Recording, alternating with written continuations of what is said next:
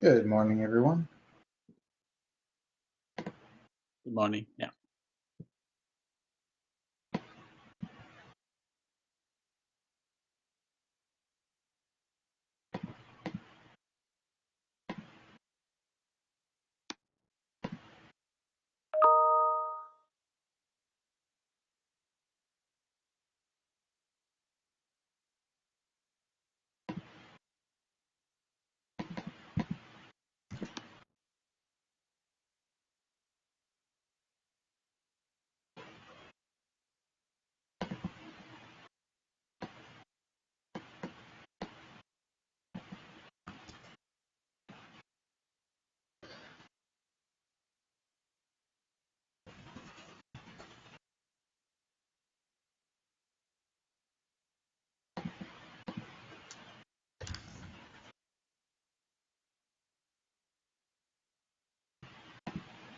Well, I have a slight confession to make. I did not make it all the way through reviewing the last 2 weeks of pull requests this week, so I've only got about a week of the new ones that I've looked through. So I guess we'll go through those and I'll add them in later. And if anyone's interested, feel free to look at the Etherpad.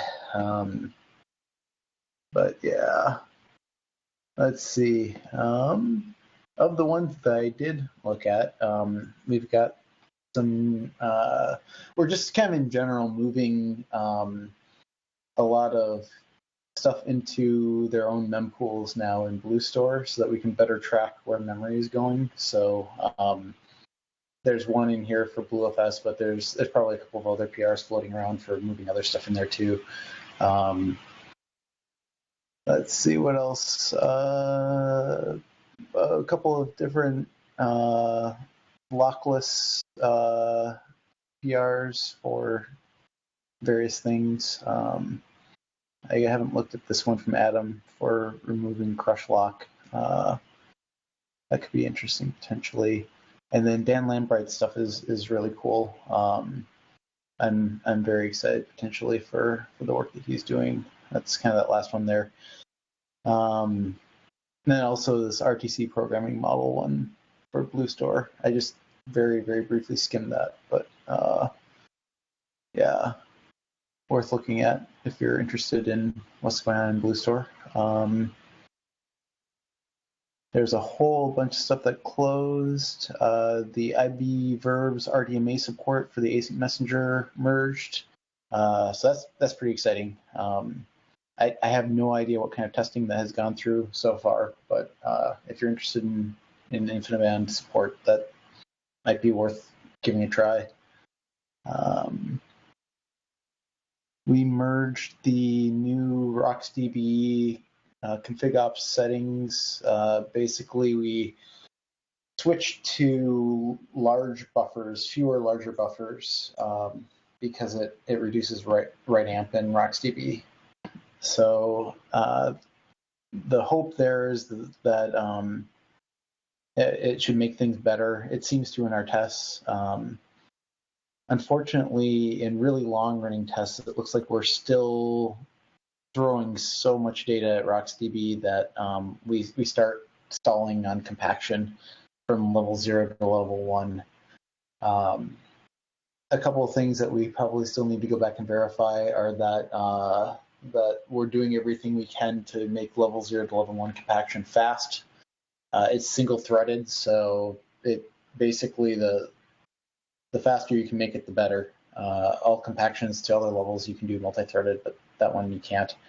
So some of the things are making sure that like level 0 and level 1 are the same size, making sure that the thread has high priority,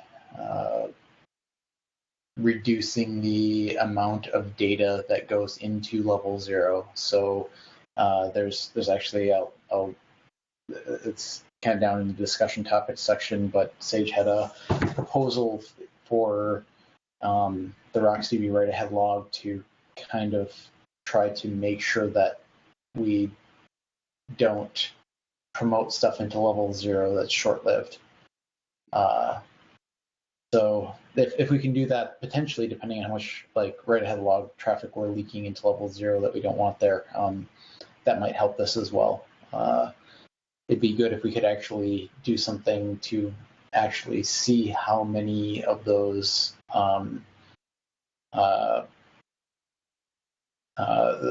those rights are actually being moved into level 0 that we don't need there for like the min-alloc size when you set it higher.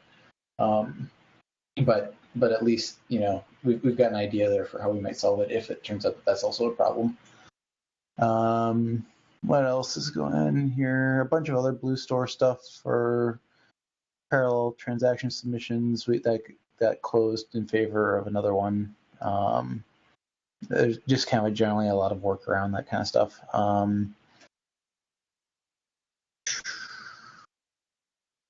And then, yeah, a lot of no movement. I think there's definitely work being done on like the Zetascale stuff, but we're just kind of waiting to see what's going on there. Oh, who was that? So Mark, we have some performance data, initial data I would like to cover in this meeting if you have time.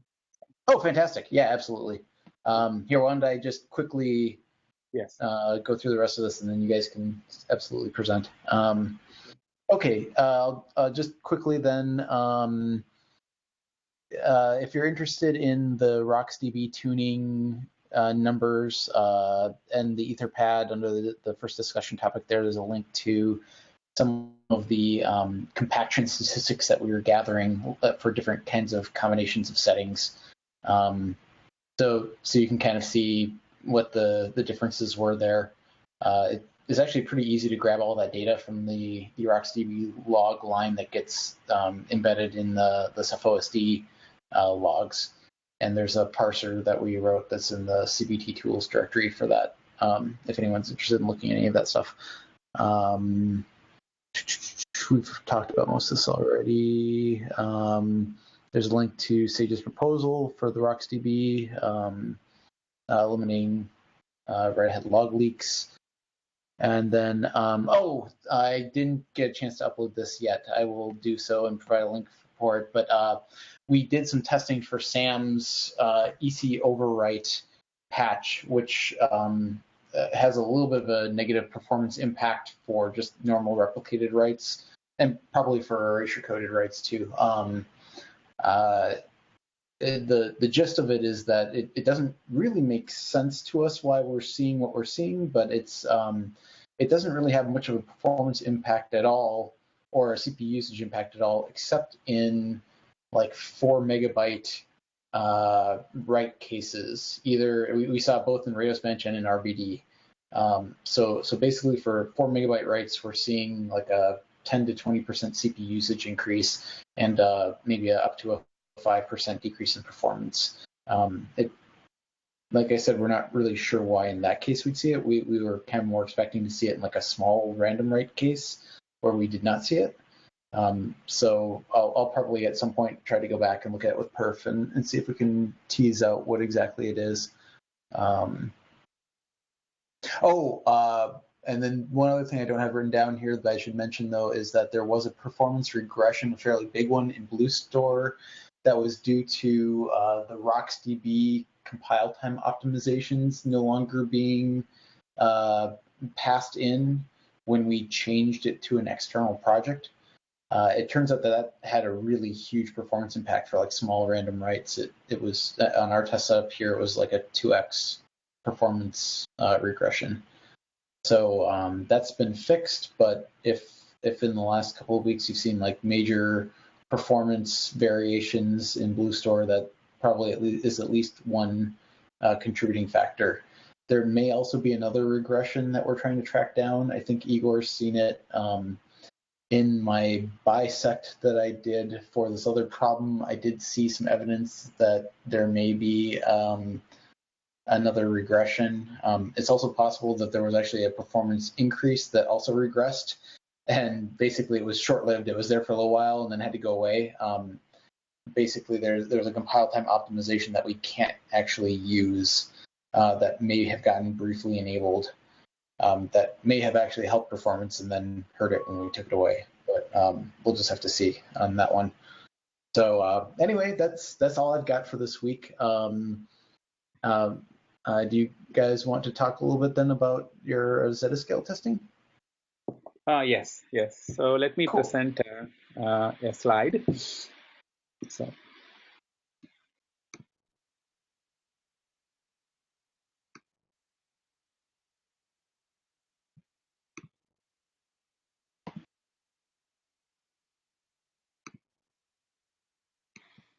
Can you all see my slides? Yes. Okay, good. So the purpose of this presentation is to talk about the initial performance numbers that we have with this testing. Just for the all audience, Zetascale is another key value store like RocksDB, but it is heavily optimized for Flash. And one fundamental difference between RocksDB and Zetascale is that RocksDB uses write-ahead logging. That means every data that you write, it goes to a wall and then it goes to the final location.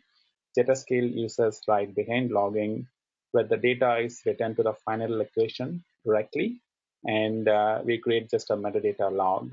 So the data is written only once in the store. So that's one of the fundamental difference between these two storage engines. So in this performance test, so basically we replaced we used Zetascale in place of Rocksdb. So then we try to compare the performance difference between these two. So we did two types of testing. One with environment where the O node size is not reached steady state. So that means the sum of size of O node and the shards, right, for each object has been placed to the steady state. So that's one test. We wanted to see how things look, because that affects the overall data set that RocksDB needs to serve, right? So that's one test. Now another test we did was, okay, when it reaches steady state, the each O node, how the performance would look, right? That's the two aspects we are focusing. And on the test side, we started with a single OST. Our goal is to get the single OST performance to just see how the performance data look, right, per OST. And then do the same test with the multiple OSTs like typically customers would do, right? Those are the things. Still some tests are in progress, but we have some data to talk about and discuss. So first I'll start with the single OST performance. And we used one server for this. It's a single OST. The total capacity of the OST is 8 terabytes. The SSD size is 8 terabytes. And so we created a 4 TB image, a library image in it, and then ran the test with RocksDB and BlueStore, with RocksDB and Zetascale. So after you load the data, 4 terabytes of data, so the test time, runtime was around 7 hours. We kept running for 7 hours, see how the performance looked. The workload is 4K block and 100% write in this case, and FIO with 10 non-jobs running with the queue.16. 16. Okay. So here's the this performance is like a best case scenario where the O node hasn't reached the steady state. So that means the RocksDB data set is smaller, way smaller than that would be if O node has reached the steady state. Okay. So you can see that. So these are three charts. We have a line chart, but somehow I'm not able to bring it up in the presentation. We'll do it in the next meeting. But on the high level, so RocksDB, this is a RocksDB number, single OST number with 16K min-log size, right? So where in this configuration, the data write is also going to RocksDB wall, but it's eventually be deleted after we commit, right? So that's what it is. And the RocksDB with the 4K min-log, this one, and the Zetascale with the 4K min-log. The observation here is that RocksDB with the 16K min-log, it provides 60% more performance than RocksDB with 4K min-log configuration.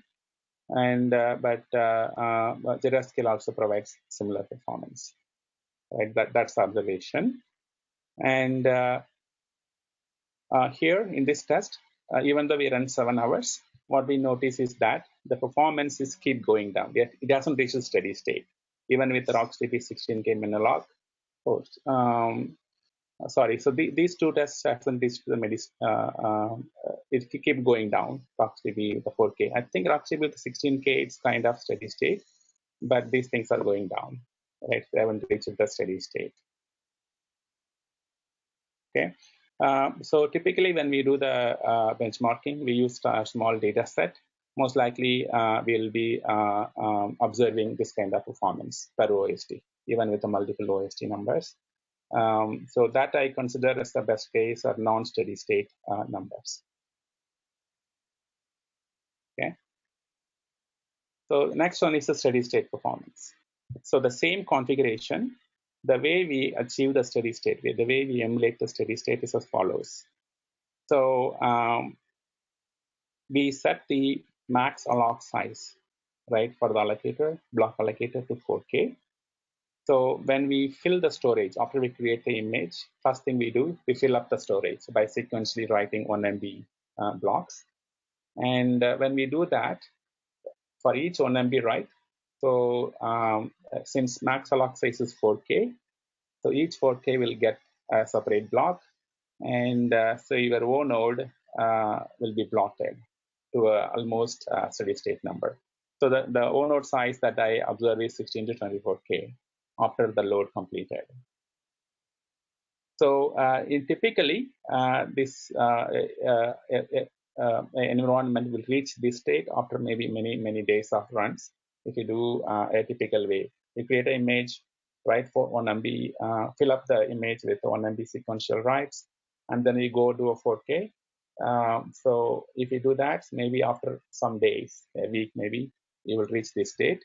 But to shorten the test time, what we did was we set the max alloc size to 4K, so that by the time we pre-fill the storage, the image, the GodVD image, and we are almost in a steady state. The O node and shorts. Right, so that's how we emulated the steady state performance, steady state O node for this runs. Okay, so the test is basically after you fill the storage, you run the 100% write, and then followed by the mixed workload.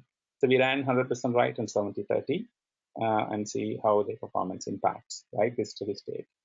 So here is the write performance. So steady state really affects the performance of both the mainly the RocksDB and NZScale too. So so let me explain all these lines one by one. This blue line, this is with the blue store, RocksDB, 4K Minilog size. This purple one, RocksDB, 16K Minilog, and so that's the number.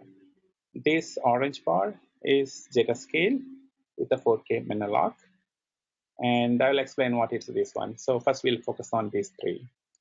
So you can see from the earlier slides, under non-steady state condition, each OSD, right, with the 16K Minilog, we observed around 5K throughput, right here. This is around 5K throughput. This is non-steady state. But once you reach the steady state, you can see that performance keep going down, down. So from the peak to it 5 times less, it settles down here. The explanation for this is very obvious. While the steady state, while O node size are steady state, the data set size, data set of RocksDB, it's many times higher than the non-steady state, maybe like 10 times higher. And so that causes a lot of compaction, and it basically uses the disk bandwidth. It affects the IOPS, the client IOPS. That's what's happening here. And here's a steady state. So compared to non-steady state to steady state, we are 5 times low, even with the RocksDB 16K Minilog. And 16K 4K is still very low. Right. So on the Zetascale side, if you look at it, so again, it both the on the steady state after like half an hour of runs. So both the RocksDB 16K and Zetascale stabilizers at almost same performance. But in the non-steady state, the RocksDB with 16K Menelog provided around 60% more performance. But under steady state, currently both look similar. One observation here is that while under steady state, we notice a lot of resharding of the OneNote shards happening. So we see up to like 5 to 6 reshard events happening per transaction, per OneNode, per block, right?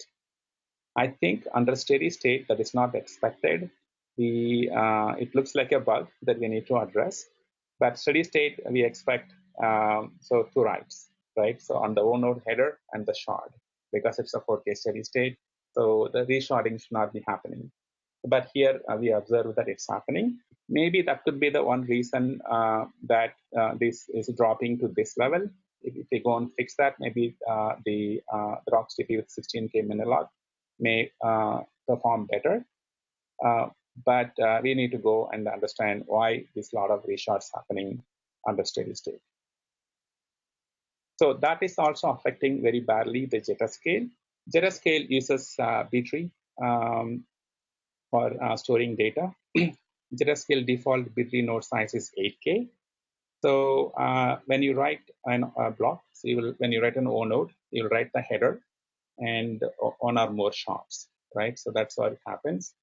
And under steady state, we expected that it will cost 2 writes. So one header and one shard.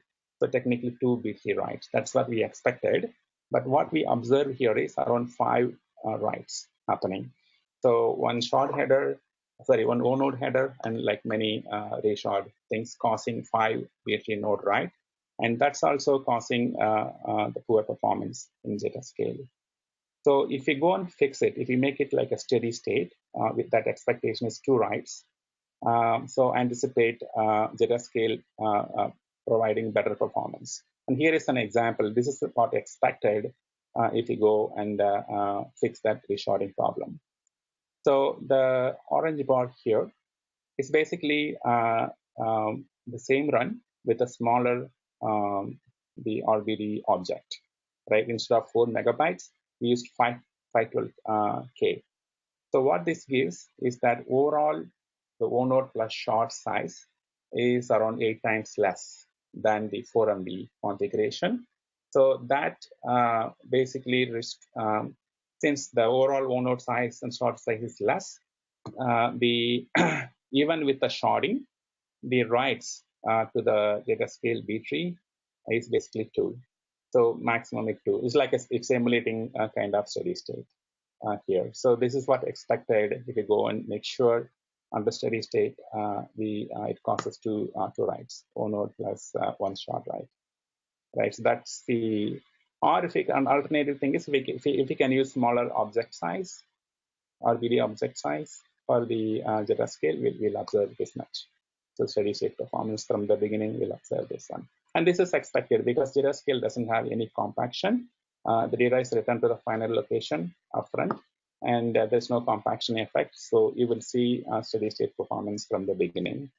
But here, the observation is RocksDB, while the data size is growing and the compaction kicks in, and that consumes the drive bandwidth. Here, all these tests, the drives are 100% utilized. So, so that's the reason we see this gradual drop in performance. Any questions? I'd like to answer any questions here.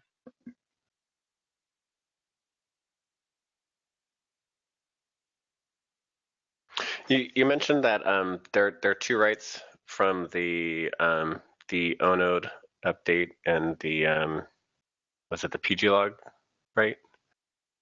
I can't remember. PG logs. No. So what we observe is when there are more than, so okay. So this is the expectation state. So under steady state, when you update the ONode, right, and shard. I expect the O node update and one shard update, right? That this is under steady state where your O node is already, I see. right, Yeah, already two keys. that, right? Yeah, got it. Yeah, Yep. and two keys, right? We see here around 5 keys updated. That means a heavy resharding is going on, and that is not expected. And that is basically causing this 5 B3 node writes in Zetascale. And so that consumes a lot of IOs and bandwidth, and that's why we see low performance here. And if we can go and solve that problem, make it 2 under steady state, then the Zetascale is supposed to give 2x more performance than what we observe now, and that's what this orange dot shows. We emulated that by using smaller .dd object size, so that basically with that we see only 2, right? 2 bit. Even the sharding might happen, so but total size what is since what they is happening in single bit node. Yeah. Yes, Hello. Yeah, so what is happening, I tried with the small image, and we saw that the resharding happening, and as expected is actually stabilizing after some time. So, and then there is no reshard, because the shard number actually is probably in steady state. But for the bigger block size, right, it's happening for long because we have so many objects, and we just keep on touching that, and that's happening for longer period of time, and that's only eventually having more writes. I'm still digging it down to see, but so far actually it looks like that. Okay, so it's not actually so much that the sharding is broken, but that as we fill in the objects, the resharding happens. I wonder if here I think the steady state, right? So here we are not filling the shards. The shard is already filled up. By the time we start the workload, it is filled up. So here I think still I see like around. I think that's where actually probably the bug is maybe. So it's probably not yet in the steady state. So we need to see that why it is still happening. But for the smaller object, I'm seeing that as expected that its target size is going beyond 1200 bytes and it's doing a reshard and eventually stabilizing. Why it is not happening for steady state, we need to see. Yeah, I think why it's not happening. Yeah. I think there's a couple of things that we can learn from this. One is there does seem to be a problem with the sharding logic being triggered incorrectly, and clearly fixing that's going to help everybody. But the simulation here basically says that the smaller stripes with Zetascale are definitely a win because you're sure that the O node and the shard are in the same B tree page. That will be a winner. RocksDB doesn't care about that, but we have to be a little careful here because if it is correct that there is a sharding bug and you fix that, you're going to see RocksDB's performance improve also because the frequency of compactions is going to be reduced because right now you're moving extra data into it that's meaningless. And I don't know what the delta in frequency is going to be, but you're going to see his performance budge by whatever that number is. And that could be significant. Yep. Okay. Now, so Mike, one thing I'd like to raise this point. So if this is a steady state number, we are running a file store performance as well. I think the file store should be way better than this. I think we observed around 5K in a file store earlier, but we'll go and do the same setup. We'll go and do one run with the file store. We wanted to see where the bar looks on the file store here in the same chart. We'll do that. Okay. And we'll have the data. Yeah, these numbers seem pretty low on an absolute scale. I'm seeing, usually around 8,000 or 9,000 IOPS steady state on my machine. Yeah. But I guess that's with an NVMe, so maybe that's the difference. But what SSDs are you using here? Say that again. Yeah, what SSDs are you using here? These are our SanDisk SAS ice chip SSD. Okay, so they are fairly slow. Yeah, they are slow. Yeah. They're 20 IOPS. Yeah. All right. So I think the only thing that's relevant here is the ratios. Yeah. Okay. Yeah. It just points out that we still haven't got the right number of IOs. Until we get that correct, sort of all bets are off. Yeah. Okay. Right. Okay. Yeah, definitely. Hey, Okay, I had that's one. Yeah. Yes. this is sort of off topic, but I had sort of a general Zettascale question. Yeah. And that is whether, does Zettascale have a write-ahead log at all, or does every commit actually flush the dirty B-tree nodes? It doesn't have write-ahead log. Every write, we write to the location. Okay. Yeah. Because I'm wondering if adding a write-ahead log would help in our situation where we're updating keys that aren't necessarily contiguous. Like you have the log entries, OMAP keys, and you have bitmap merge operator. And also because you have a lot of keys that are updated multiple times in short succession. And if the log were implemented properly, sort of unlike the RocksDB one, then you would actually have the hotkeys just would be pinned in the log. And only the stuff that falls off that's cold for, you know, whatever the interval is would get flushed out to the B tree. Yeah, I mean, the strategy for Zettascale is built around a supposition of somewhat larger keys when it was commissioned, and the phenomena that you're describing, the usage pattern here, you know, clearly can be improved. A write-ahead log is sort of one way to do that. There are actually a couple of other ways to go address that. Some of them are actually actively under research right now. Okay. But you know, there's no doubt that the minimum number of writes can be reduced for the Ceph use case, you know, if some more code is written. We've actually explored some other schemes to get at that. There's more than one way to skin that cat. Okay. Just wanted to make sure you're considering it. Yeah. Because it feels like with RocksDB, the write-ahead log is working pretty well, modulo that stupid compaction thing that we want to fix. It's really the compaction of levels 1 through N that are it's painful. You're dealing with the fact that an LSM is not the right technology for Flash. Yeah. You know, and that's the fundamental issue. Everything else is sort of a Band-Aid around it. Yeah. And here is the read performance. So that's the write 100% right. Here is the 70-30. In the 70-30, so you can see the big difference. So the blue body is again RocksDB with the 4K Minilog, and the purple one is RocksDB with the 16K Minilog, and the orange is the Zettascale, and Zettascale with a smaller object. So you can see that the performance is pretty low. The reason is a lot of compaction is going on again here. And so that's occupying the bandwidth, this bandwidth. And so that's the reason. Was that compaction due to previous writes, or is that compaction that's actually being triggered by the reads? I think it is, this also has 30% write, and it's combination of this plus and the previous write. It is 70-30, yeah. I guess, but was there a bunch of compactions already like queued up that are causing that to really be bad, or was it steady state? This is the same phenomenon that we dealt with in Joule and File Store, where you've got this sort of old style binging and purging, where, you know, periodically we go flush the log by loading everything up into the buffer cache and then doing a syncfs on that. When that happens, you starve out the reads, okay, during that period of time, and what you're dealing with is fundamentally the asymmetry between reads and writes in Flash.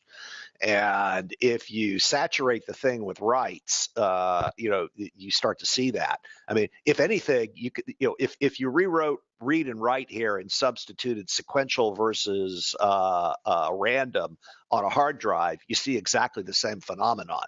Okay, which is, you know, a little bit of random I/O completely screws up your sequential, and in Flash, a little bit of writes screws up your reads for the same reason, because, you know, it's a 50-to-1 performance difference between the two. That, you know, it's, you know, and if you batch them together in sort of a binging and purging, it just really hurts you at the overall. Okay. Now, I think there's two phenomenon going on here. I think that's one phenomenon. The other phenomenon is I don't think RocksDB has been optimized properly for full reads yet. In other words, if this was, and I think we've seen this before, if this was 100% read, then you have to ask yourself the question, why is there any difference between ROX and Zetascale? And there's no good reason why there should be a difference between the two, and yet that's not what you see. And I think that's because probably the file format combinations for ROX aren't really set up for the use case that we're dealing with here. And I suspect when you twiddle that, it's going to change this picture perhaps dramatically. So, I think what you're seeing is both of these phenomena being intermixed. Hey, Anna. Yeah, so we can. Yeah. Anna, have you ever tested Zetascale of the NVMe device? Could you repeat that, please? Have you ever tested Zetascale with any of the NVMe device? Yeah, we have done it. We have tested it. So in this run, we used non-NVMe drives, but we can get one run with the NVMe drive as well. Not a problem. Yes, we have tested with the NVMe drive. Yep. And the results are similar, proportional differences, or? That's what I expected, but we can get one run with the NVMe. Okay. Yeah, we'll get one run with NVMe and see. And this one, I think to answer Mark's thing, yes, there is some compaction going on. Even before the 7030 workload started, due to the previous write, there is compaction still in progress. And on top of that, this additional write is making it worse. Okay. I guess that makes more sense to me. Maybe these just seem. Some of the tests I've done are 50% read, 50% write tests, and these just seem surprisingly bad. But I could believe it if there's a lot of compaction happening, especially from previous writes. Correct. Yes. One more point here is that the run we do, it's like 1 TB data per OSD at least for this runs. So with that scale only we see such low numbers. If you run like 100 gig or 200 gig, that for that data size we see the numbers that Seth mentioned, like 7K, 8K, like that. So once you increase the storage size to 1 TB per OSD, that time we see this kind of behavior.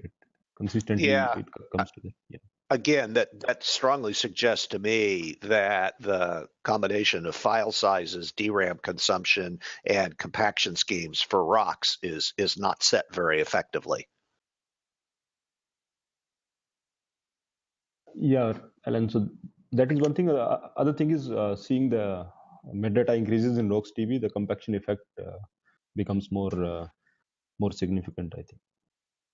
What have you guys looked at all when you increase the OSD size from smaller to larger? It sounds like that really dramatically reduces the performance with RocksDB. Have you guys looked at like perf results or anything else when you do that to see what's going on? Well, think about it this way. With ROX, when you're doing random writes, every time you do a compaction, you're basically going to touch all of your metadata. So the cost of the compaction is a direct function of the size of the drive. Okay. And you see that in this 16K min-alloc versus 4K min-alloc. You're basically cutting the metadata by a factor of 4. And you're seeing a significant improvement in performance. What you're doing is cutting the cost of compaction, or alternatively, you cut the size of the drive by a factor of 4. Basically, about the same phenomenon. You do have to factor in the read-write, so that's where it's the 4 is a bit of a stretch, but fundamentally that's what's driving that. Yeah, I guess what I was just kind of wondering is maybe not perf, but just maybe it would be interesting to look at the compaction stats in that scenario then. I guess what I was kind of getting at is just what is it that We Yeah. collected it. I have a lot of performance data collected, and yeah. So I'll put together in a separate table and on this, and we can look at it. Yes. So the main effect we see, the RocksDB is we see with compaction. The data set exploded in the RocksDB, and it's catching up. The compaction is catching up, and that's what using a lot of bandwidth in the drive. Yeah, the only way you get out of this problem with RocksDB is to increase the number of SST files so that the compaction no longer hits all the metadata. Okay. Now the problem with that is that you're going to start exchanging SST IOs for BlueFS IOs and startup overhead, et cetera. I think you're kind of caught between a rock and a hard place there. Yeah. Is there any reason why Zeta scale don't have 16K million analog data, performance data? So the 16K Minilock may not be the right configuration for Zetascale, because when you write any write when it goes to Zetascale, it goes and writes to the final location, and then that's going to be costly here compared to the RocksDB. The RocksDB, you go right to the write sequential log, and then it gets deleted immediately, most probably while at the mem table. It doesn't go to the data location at all. So we don't, in Zetascale, we don't have write-ahead logging. And if you go and write the data, and it's going to go to the final location, and it's going to be worse, actually. So 16K Minilock is a not right configuration for Zetascale.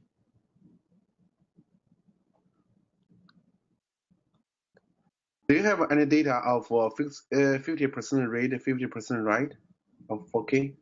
Just in case. We don't, but we can get it. So we will get it. That would be interesting to us. Okay, we'll get it.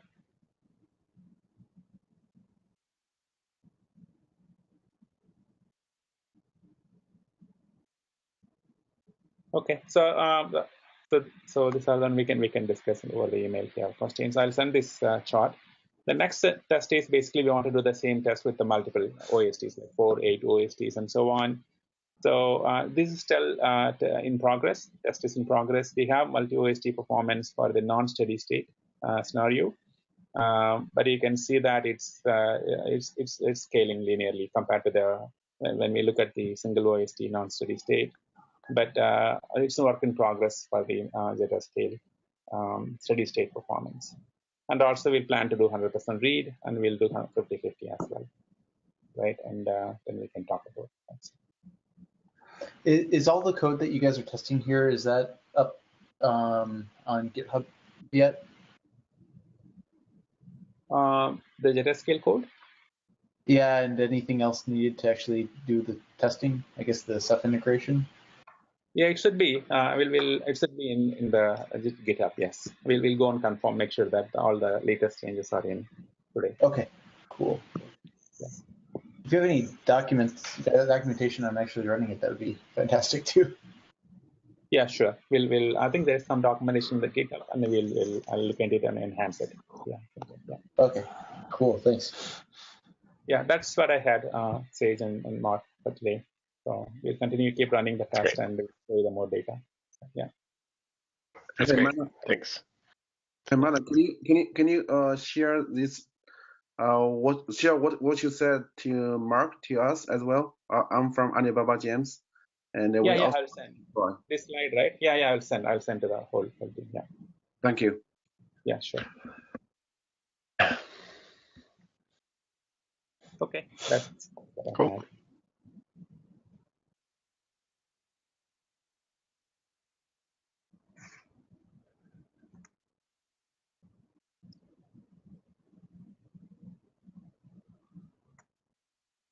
Hey, Mark, I was wondering whether you can share with us about the partial write performance data, just in case, if you have.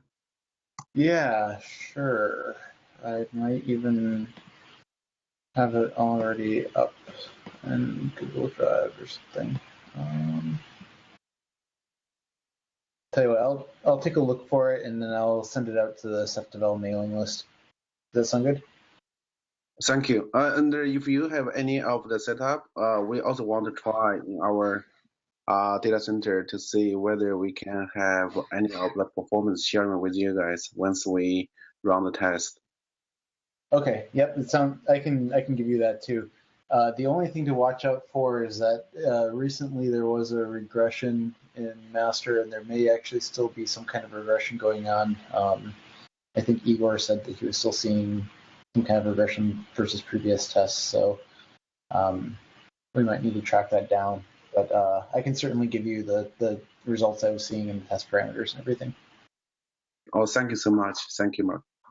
Sure. Cool. All right. Does anyone else have anything that they would like to talk about this week?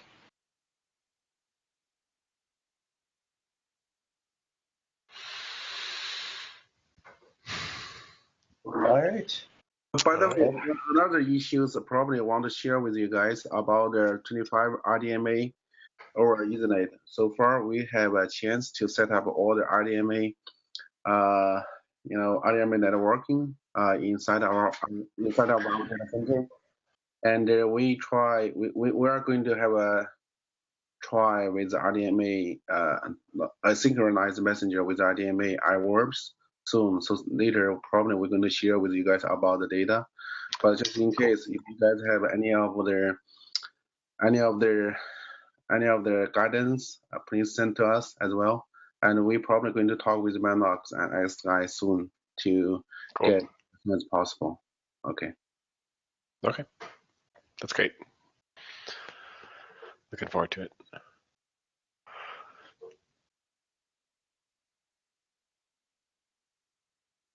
All right. Thanks, everyone. Have a good day, guys. See you next week. Thank you. Bye.